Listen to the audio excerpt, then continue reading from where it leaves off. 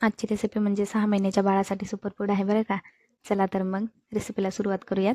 एका प्लेटमध्ये मी 1 कप तांदूळ आणि अर्धा कप मुगाची पिवळी डाळ घेतली आहे.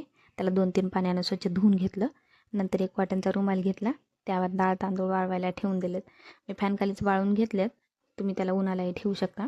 ते छान वाळलं की मग गॅसवर कढई ठेवून द्यायची. कढई छान गरम झाली की त्याच्यात डाळ तांदूळ टाकून द्यायचे. गॅस स्लो करायचा आणि स्लो गॅसवरच हे डाळ तांदूळ मस्त भाजून घ्यायचे.